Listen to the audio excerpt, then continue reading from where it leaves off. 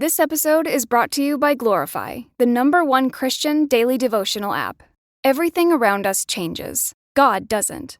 That's why I love Glorify's 21-day challenge. It helps me build a simple habit of meeting with God every day. No pressure, just consistency. With Glorify, you can start your morning by reading the Bible passage of the day, diving into Glorify's daily devotional, and wrapping up with an immersive experience called Daily Walk with God. And if you need to take a few minutes to yourself in the middle of a busy day, try one of Glorify's guided meditations, or listen to their curated worship playlists for some quiet reflection. To end the day, enjoy Glorify's sleep meditations to help you wind down and put your mind and heart at ease. Whether you're a committed Christian or simply curious about faith, Glorify has something for you. Join over 20 million people who have downloaded the Glorify app and deepened their relationship with God. Listeners to the show can get full access to Glorify for just $29.99 for the entire year. That's Glorify's lowest price ever when you download the Glorify app now at glorify-app.com/redcircle. Feel closer to God this year with Glorify. Get full access all year for just $29.99 at glorify-app.com/redcircle. That's glorify-app.com/redcircle.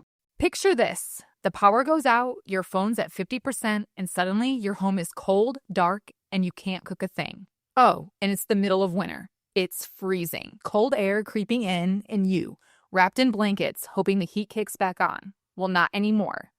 Meet the new Patriot Power Generator 2200X from 4Patriots, our biggest solar generator ever, built to keep your essentials running through winter storms, rolling blackouts, ice outages, whatever hits next. It turns on automatically when the power goes out, can run a full-size fridge for up to 3 days, and arrives fully charged, so you're ready the moment the lights go out. And right now, for the first time ever, you'll get a free 200-watt solar panel. And once this batch is gone, it's gone. Visit 4patriots.com, that's the number 4patriots.com, and claim your 2200X solar generator and free 200-watt solar panel while this holiday offer lasts. Since I'm saying there's so much more to the story, I just want to point out that so much more to the story may not just mean that it isn't finished yet, like that there's more to come, but it also, as a phrase, could mean the story as it has been so far is much different than what you've been told about it. Because in storytelling, point of view is everything. So I want to talk about that. Point of view is everything. Point of view is everything. Have you ever had a situation that felt really big to you in one moment and really small in the next? What was different? You know, the situation obviously can change, but let's say it didn't. Have you ever had a situation that felt in the moment like the biggest thing in the world? Later you saw, that kept me up at night? That, okay, is probably that the point of view changed.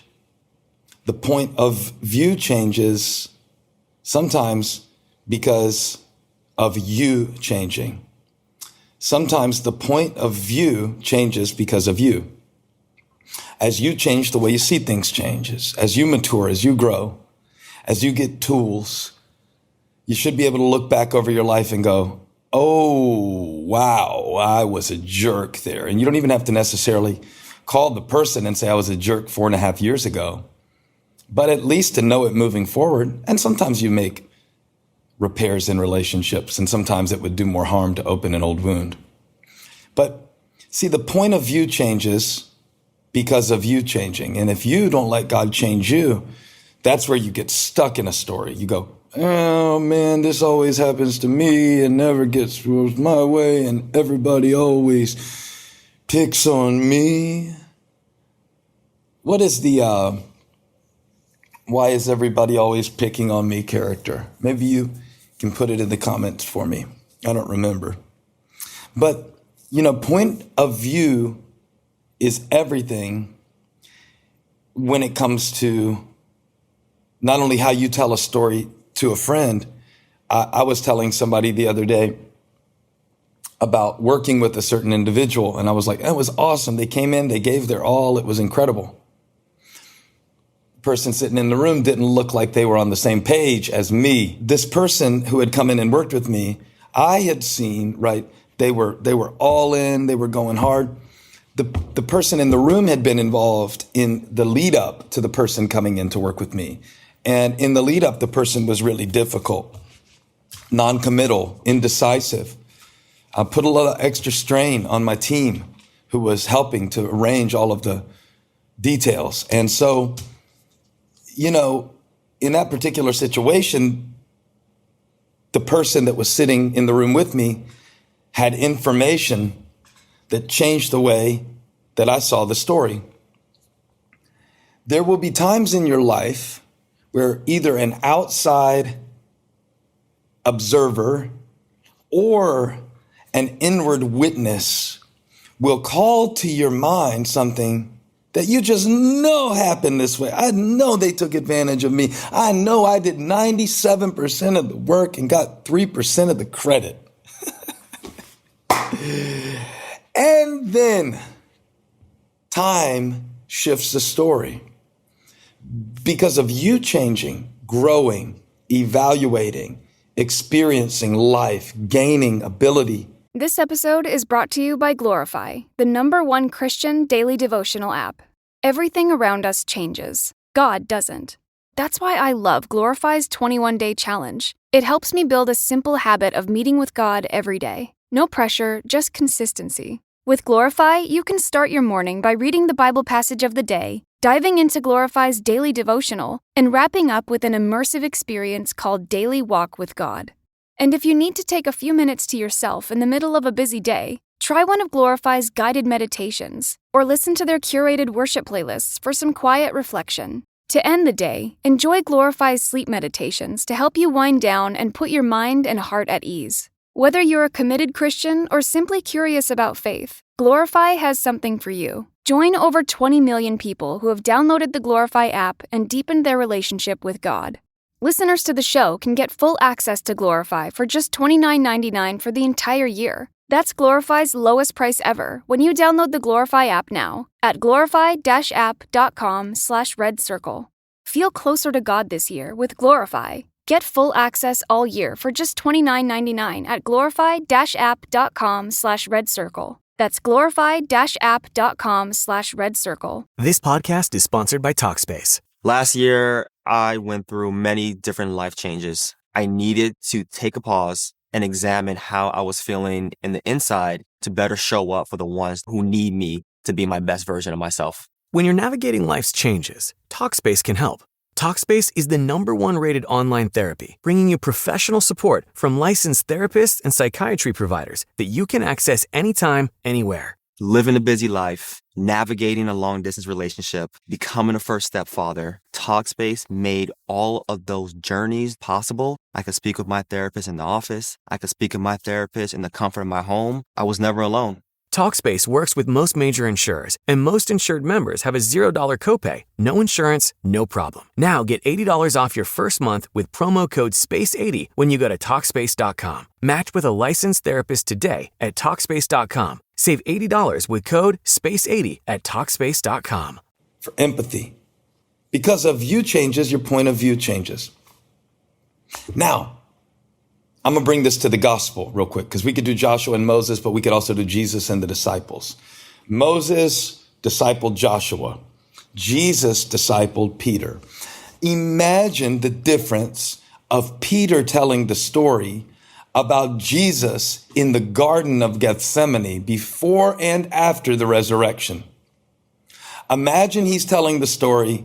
They came up to get Jesus. He was praying. We were sleeping. Maybe he leaves that part out of the story. He was praying. We were sleeping. And I was trying to help. Because when Barabbas came to get him, I cut his ear off. And Jesus didn't even appreciate what I did for him. He put his ear back on. He undid the work I did. And then all of a sudden, you know, at the cross, when he denies Jesus in the courtyard and then isn't there at the cross, and then he's out fishing and Jesus comes to get him and talks about feed my sheep, and he goes on in his ministry in the light of the empty tomb rather than in the shadow of the cross. I believe he told a different story after he had lived through a few stages of life. And you will too. You will too. Maybe at the time he wrote First Peter, because he was older then, he's saying, humble yourself. Like, you don't know what you don't know. Point of view is everything. I was young and now I'm old, but I've never seen the righteous forsaken. And, we are not always on the same page with God. We're not always on the same page with God's Spirit.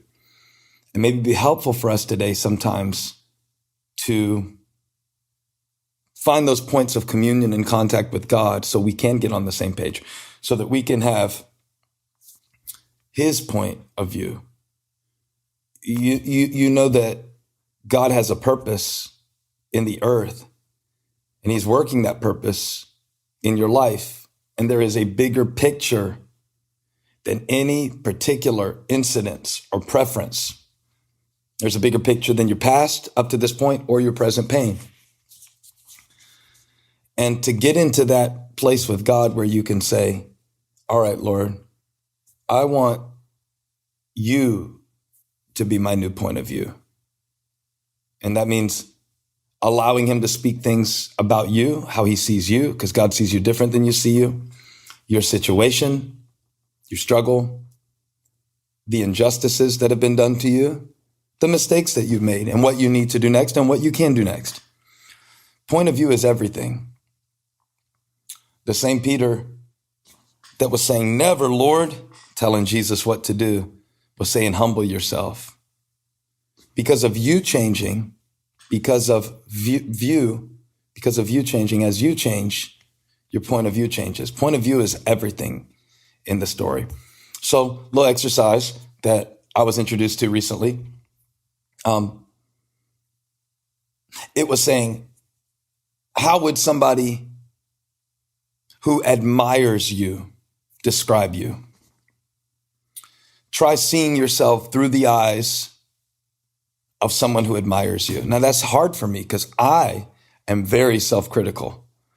I have a hard time giving myself credit.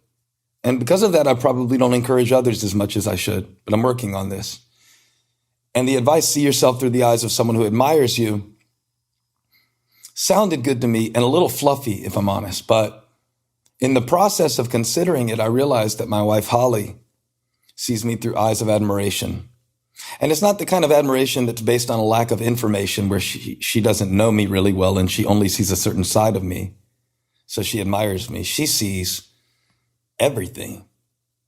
She sees the days in the past where I couldn't get out of bed because I was depressed.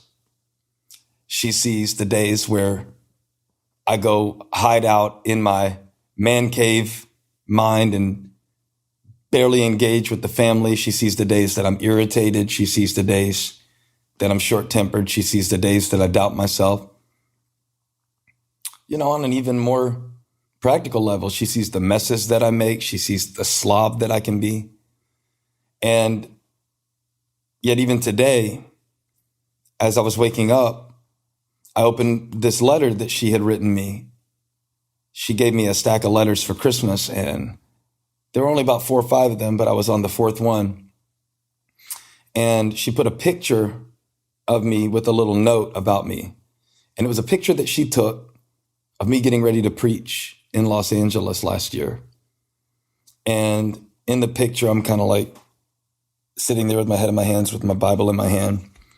And I know how I felt in that moment, which was like, I'm not the man for this. Who do I think I am going out to preach to 12,000 people at the Forum in LA? I feel all this self-doubt, and I can almost see the self-doubt when I'm looking at the picture. But she wrote me a note saying, thank you for working hard. Thank you for not just relying on your gift strictly, but seeking God to preach to us. And she said, I hope you forgive me for taking this picture without asking your permission. And I thought, man, I need to see myself sometimes through her eyes, because all I see in those moments is what I don't have, what I'm afraid I can't do. But she saw a man who was trying to seek God and lean into him. Point of view is everything. Point of you. The point of you, the point of your life is not just to be self-serving. The point of you, the point of your life is to not just be a consumer who eats all the messages that professional marketers send to you every day. The point of you is to glorify God and to know him and to make him known. And so when God says to Joshua, you will lead these people to inherit the land, which I promised their ancestors. Joshua is getting God's point of view.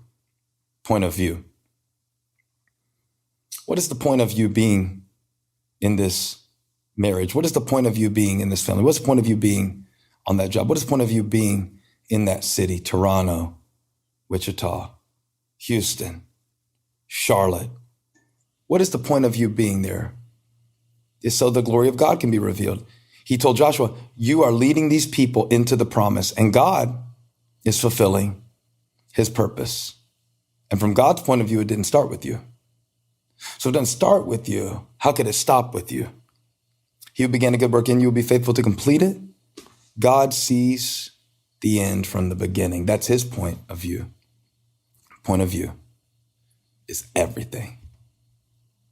I believe that God can take you into the future. Do you remember the Apostle John? He said, after this I looked, and there before me was a door standing open in heaven. Revelation 4:1. Yeah, that was a different point of view, right? The voice said, come up here, I'll show you the things that must take place after this. God said, I'll show you. Get with me. Get around people who will not flatter you, not just gas you, and not only admire you in an empty way, but people who God can put in your life to see the things that God put inside of you. Point of view. Kingdom of heaven is in you. And living from the inside out looks like trusting God, even when you can't see what he's going to do, getting his point of view, his promise, and walking in it. Hey, thanks for stopping by my YouTube channel. I hope you were blessed today. If you were, share this with somebody. Like and subscribe and leave me a comment. Let me know where you're watching from, what we can pray for you about. Hope to see you back here again really soon.